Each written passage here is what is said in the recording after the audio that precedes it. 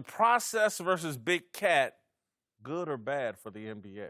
Bad for the NBA. I will go horrible, but I'm not trying to give you hyperbole, but it's really bad. One, the NBA game has grown to new heights. Let's just talk about in the economy of the NBA. When it was yesteryear NBA, let's just say when Jordan retired. Before that, it was the bad boys and Loved it. rough and tough. You loved it, right? Mm-hmm. And we loved it too, to the tune of $2.7 billion in the economy. But right now, it's $8 billion plus. Why? One, we see the skill level evolve. You see 6 through 10 on a team now. That guy would have been probably a star player of some level back in those days because it's just athleticism and skill level. But let's not forget what sports are. People at home want to watch sports to live vicariously for a sport, an athlete, an endeavor that you can't do. Last time I checked, anybody can roll around on the court and fight and toss and do Kurt Rambis fouls. So this is not taking me to new excitement levels, and that's bad for a sport. When you can sit at home and say, I can do that, that's not good for the sport, and that's why that wasn't good. I don't think it's bad in this respect because it's a one-off kind of thing. If it happened more of an occurrence, where we saw it all the time, in-game fights, guys getting ejected, then it would be a bad look for the NBA. I think the bad look comes from the fact of the next game or two if they're suspended. Because now you have two superstars who are not on the floor playing the game that we love, but also the fans get a chance to see them. But don't they need consequences? You have to. No, that's what I'm saying. Yeah, if they're suspended, that's a bad look for the NBA from a personal perspective because your stars are not on the floor. Okay. You know, for me, back in the day, it was kind of, you know, guys are going to get into it and tussle. That's what you expected. The times have changed in regards to the game itself, not as physical.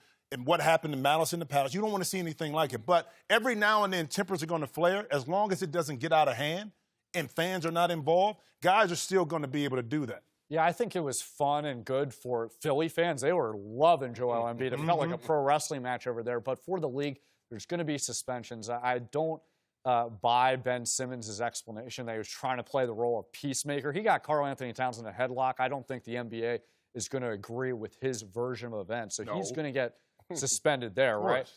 But I don't think it's going to linger over. This story will be forgotten about in a few days. But they need to have as many star players available for games because the ratings are down. Their load management situation, the China controversy, the fact that Steph Curry is now hurt, all those, Zion Williamson, all those games that were scheduled on national TV are going to go down. So they need to have as many teams with star players available, and this only hurts that. I'm going to go good. And good to great almost. The NBA for the last, 10 years is all about super friends and I want to go play with my buddy and blah, blah, blah. These guys want to compete against each other. Big Cat in the process, don't like each other. Philadelphia is kind of feeling itself like, hey, we're supposed to be a team that's respected. And I love that they even care this much to wrestle around and tussle. Ben Simmons, a level of toughness, and again, he deserves to get suspended. But these guys actually care. And so I like that, and I like the fact that they don't like each other. I'm going to pray for you. I mean, what?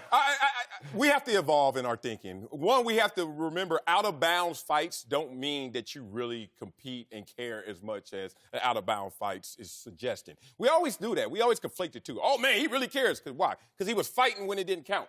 Like, I want to stay within the lines to see how you really care about something. But the evolution of this is kind of like early UFC. Like, basketball used to be, oh, no holds barred. Kurt Rambis going down and slamming people, bad boys. Awesome. UFC #1 was awesome, too, until you realize we shouldn't eye gouge, maybe. Maybe we should have some rules, some governing bodies. And it's now a multi-billion-dollar industry because sometimes you got to have some governing principles.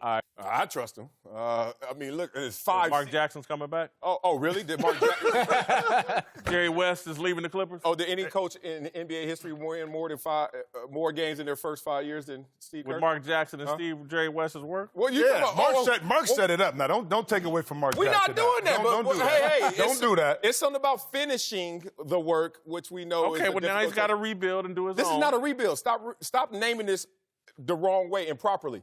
This is not, you don't have a hammer, You don't have nails. You don't have wood. You're not rebuilding jack. You're waiting for the doctor to sign the permits for you to proceed. This is a gap year. This is a red shirt year for an organization. They have no assets right Trust there. him in the red shirt year? I trust you and I in the red shirt year. All of us go up there and do it. But no, this would be inappropriate to put this responsibility of doing something with this team with the lack of star power this year. Well, here's the thing. Mark Jackson's not coming back. Joe Lacob had a reason that he didn't see eye to eye with him, right? They totally support Steve Kerr. Now, let's not get it twisted. He is not as good of a coach as he was the previous few years because he doesn't have the 4 All-Stars, right? But I think that Steve Kerr's temperament helps with some of these young players where he makes them feel empowered. Now, are any of these young guys going to be good? That remains to be seen. But to your point, Marcellus, it's all about bridging for next season to get Steph Curry and Klay Thompson healthy. Draymond Green will be back. Maybe they trade D'Angelo Russell. And then, assuming that this season's lost, they're probably going to get that draft pick. It's protected 1 through 20 as part of that sign-in trade. So they could be right back in the mix as early as next season. The question should be, can Bob Myers rebuild the Warriors? Because that's where it's going to ultimately come, because the pieces you need to add are on management and front office.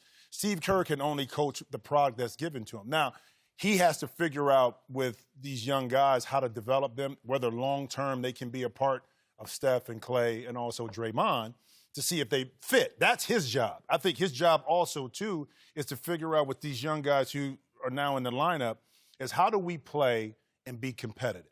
That's coaching right now. Usually during the course of the year, you know this, coaches manage minutes, egos, and injuries during the course of the year. Once you get into playoffs, that's when you really dig into the X's and O's. But Steve Kerr's got to flip that a little bit.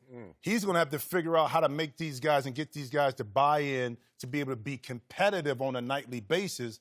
And then when you get your core back next year, whatever Bob Myers chooses to do in regards to bringing in other talent, whether you trade D'Angelo, that's when they get back to it. So let me ask this. Do you think they're going to be a hot mess the rest of this year? This is a team that's hot mess like what? Spoiled by its success that they earned. I'm not taking nothing away from them. But now have to deal with a year where they're really not going to be – I don't think they're going to be competitive this year. I think they're going to mail it in. No, mail it in like how? Like maybe not playing Draymond?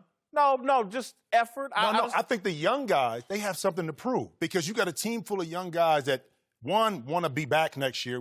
Two, maybe somebody else in the NBA is looking at. So when you have that kind of motivation, young guys want to go out there and prove. And now Steve Kerr, because of his demeanor and how he communicates with his players, are able to get to them like, look, we're playing for the bigger picture. Yeah. Each and every time you go on court, you got a chance to prove yourself. So it's not like you got a team of veterans who kind of already been there, done that. It's a lot easier for them to mail it in, to me, than it is when you have a group of young guys. Yeah, I think the only awkwardness here is they just opened Chase Center, $1.5 billion arena in San Francisco. Ouch. I think the fans are going to be there, but if there are blowouts, those tech investors are going to leave, right? But the Warriors don't have to do anything grandiose and say, hey, we're going to tank. All they have to do is play who they have. They're going to lose anyway. What's the circumstance? Coming up. Thanks for watching. Subscribe here to get the latest from the show. And be sure to check out more of the best clips from Speak For Yourself or go watch a few segments from our other shows on FS1.